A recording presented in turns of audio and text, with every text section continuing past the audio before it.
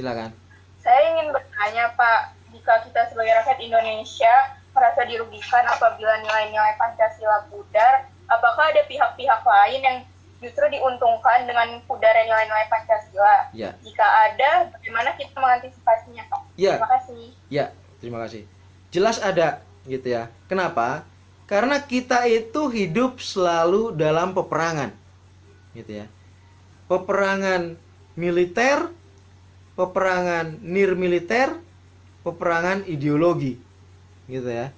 Di antara negara-negara demokrasi tidak mungkin ada peperangan militer, tetapi tetap mungkin ada peperangan nirmiliter.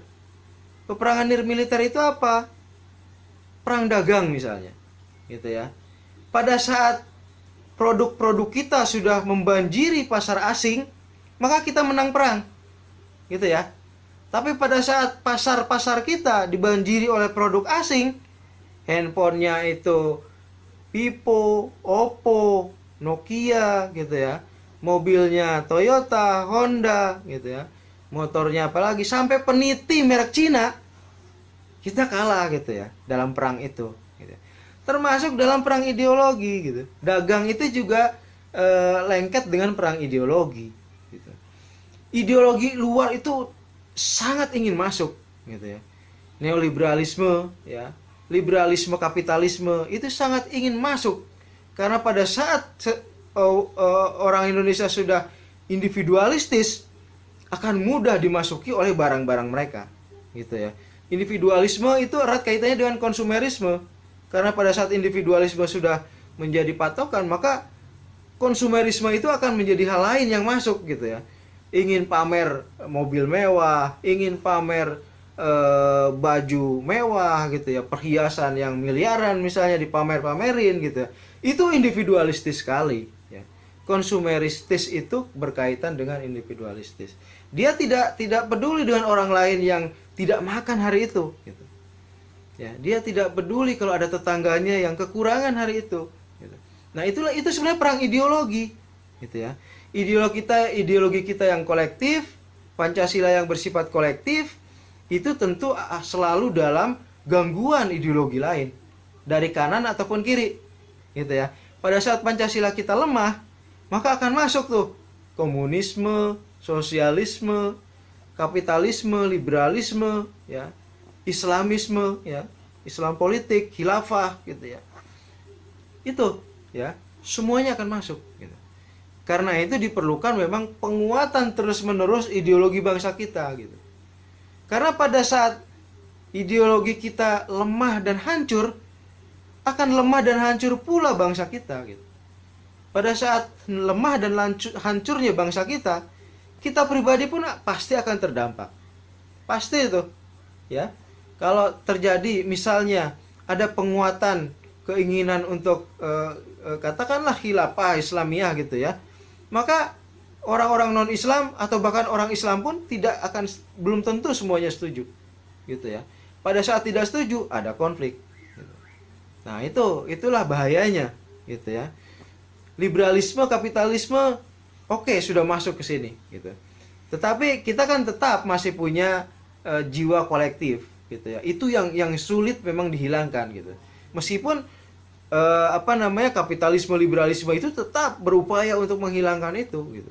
Karena pada saat itu sudah hilang dan kita tidak punya kekuatan apapun, ya kita jadi pasar mereka, gitu. Kita hanya jadi pasar mereka. Kekayaan alam kita itu hanya nanti digunakan agar orang-orang kita itu bisa membeli, belanja produk-produk mereka, gitu ya. Memang kita katakanlah tidak akan bangkrut bangsa ini, gitu ya, karena saking kuatnya kekayaan alam kita, gitu. Tetapi itu akan terus dikuras, gitu. Nah, itulah. Jadi peperangan ideologi itu erat kaitannya juga dengan peperangan diri kita sendiri, gitu. Jadi jangan berpikir bahwa mata kuliah Pancasila ini nggak penting gitu. Yang penting bisa yang orang komputer bisa belajar komputer, yang bahasa Inggris bisa belajar bahasa Inggris, gitu. Tidak begitu, gitu. Kita hidup itu di era negara. Kita bukan hidup di era alamiah, gitu. Kalau Thomas Hobbes, John Locke itu kan pernah membayangkan atau mengimajinasikan bahwa manusia itu pernah hidup di era alamiah tanpa negara gitu ya. Kalau Anda pernah lihat film Apokalipso atau apa itu namanya ya, itu barbar sekali. Itu kondisi alamiah begitu tuh. Meskipun pada akhirnya kan ada negara tuh, negara yang barbar juga gitu ya. Nah, Hobbes dan Locke pernah membayangkan seperti itu. Kita tidak hidup di era itu, kita hidup di era negara bangsa. Kalau negara kita hancur, maka hancurlah kita. Lihat Syria, ya, lihat Irak. Begitu negaranya hancur, kehidupan anak-anaknya langsung menderita, gitu ya. Tidak ada lagi kemakmuran di sana, gitu. Ya, jadi ideologi itu langsung berdampak pada kehidupan kita, gitu ya, pada kehidupan kita. Dan ideologi kita akan terus selamanya akan berada dalam peperangan ideologi, ya. Karena relasi antar negara itu relasi yang selalu berperang, gitu ya. Perang militer dan perang nil militer tadi seperti saya katakan tadi, gitu. Jadi kalau mantan presiden kita pernah katakan, ideologi saya adalah zero enemy, ya, kebijakan saya zero enemy, itu tidak mungkin, gitu. Karena pada dasarnya hubungan antar negara itu bersaing dalam arti bersaing, gitu. Itu enemy semua, gitu. Dan kita harus memenangkan itu, ya, termasuk memenangkan dari sisi ideologi, memperkuat ideologi, gitu. Oke, silakan, ada lagi yang ingin tanyakan? Halo Pak, Ya. saya mau bertanya. Ya. Iya Pak, selamat malam. Saya Salma. Fadilah. Ya. Ingin bertanya, mengapa bisa aset kita, kebudayaan kita, contohnya sebagai kayak pulau, batik itu diklaim oleh negara lain? Ya. Apakah itu kita kurang menjaga atau mengantisipasi dari aset dan kebudayaan kita? Ya, itu bagian dari kebudayaan yang harus kita pertahankan, gitu ya. Pada saat kita lengah, pada saat kita lengah untuk mendaftarkan aset kebudayaan itu, maka bisa saja langsung diambil orang, gitu ya. Itu perang budaya, gitu ya. Perang budaya, perebutan budaya. Kenapa orang lain itu ingin merebut budaya kita? Karena itu bernilai tinggi, bernilai ekonomi tinggi juga, gitu ya. Karena itu maka Singapura misalnya, Singapura itu mengatakan sebagai pusat budaya Asia, gitu ya. Ada gamelan di sana, ada batik di sana. Karena dengan demikian mereka akan mendapatkan keuntungan ekonomi, gitu. Ya. Dan kita lengah, gitu. Kita lengah. Karena itu budaya itu termasuk yang harus dipertahankan karena itu aset kita, gitu. Budaya itu bagian dari ideologi juga, gitu ya. Pada saat budaya kita sudah diambil, yang menyedihkan kan budaya kita tidak diambil tapi kita meninggalkan, gitu loh. Ya. Kita berbondong-bondong kepada K-pop, kita berbondong-bondong kepada musik pop, gitu ya. Tetapi kemudian seni-seni tradisional itu kita tinggalkan. Padahal orang lain mempelajari, gitu. Ya. Kan sedih sekali kalau kita ingin lihat wayang orang ke Amerika, gitu. Di sana di universitas di Amerika, di Belanda, itu dipelajari gamelan, gitu. Di kita sudah nggak ada. Anda masih bisa nggak main gamelan? Itu tanda bahwa kita sudah meninggalkan, gitu. Padahal di Belanda, di luar negeri, itu mereka benar-benar mempelajari itu, gitu. Nah, itu menyedihkan sekali. Kita yang punya budaya tinggi malah kita tinggalkan dan kita ikut budaya mereka, gitu. Kita ikut K-pop, kita ikut apa lagi, gitu ya. Dan itu sangat menyedihkan. Itu yang harus dihentikan. Itu yang harus dihentikan.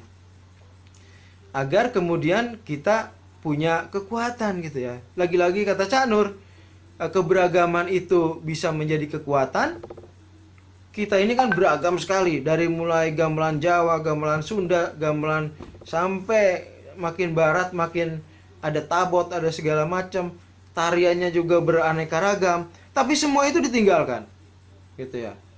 Anak-anak muda kita sudah jarang sekali yang mempelajari itu, gitu. Padahal di luar itu dipelajari. Gitu. Nah, itu bagian dari pelemahan sebenarnya, itu bagian dari perang ideologi sebenarnya. Gitu ya. Karena pada saat ideologi lain itu sudah masuk, ada keuntungan ekonomi loh di belakang itu. Gitu ya. Pada saat K-pop itu sudah menjadi demam di sini, maka orang menjadi beli baju-baju ala Korea, ya kan? Produk Korea, ya, segala produk yang bernuansa Korea dibeli. Ujungnya kan di situ. Termasuk mobil-mobil Korea dan lain sebagainya, itu juga ada kaitannya dengan budaya gitu. Gitu ya. Pada saat kita meninggalkan budaya kita, maka kita akan kehilangan jati diri. Pada saat kehilangan jati diri, kata Bung Karno, pada saat kita gagal nation and character building, maka jangan heran kalau kita hanya menjadi bangsa babu. Jangan heran kalau kita hanya menjadi kulinya bangsa-bangsa, kata Bung Karno. Ya. Bung Karno nih tahun 45 sudah bilang gitu. Kalau kita tidak merawat, ya, tidak melakukan nation character building, jangan heran bangsa ini akan menjadi kulinya bangsa-bangsa. Coba Anda perhatikan. Apakah warning Bung Karno itu sudah terjadi sekarang? Kita menjadi kulinya bangsa-bangsa. Bukankah kita hanya bisa mengekspor pembantu rumah tangga, ART, ya? Apakah itu sudah terjadi gitu? Ya. Ya, itu bagian dari kelemahan kita membangun melakukan nation character building gitu ya. Karena itu nation character building itu harus terus dibuka, dan salah satu caranya adalah dengan memperkuat nation character building itu harus terus dilakukan dengan cara, salah satunya dengan cara memperkuat fondasi, ya, ideologi kita.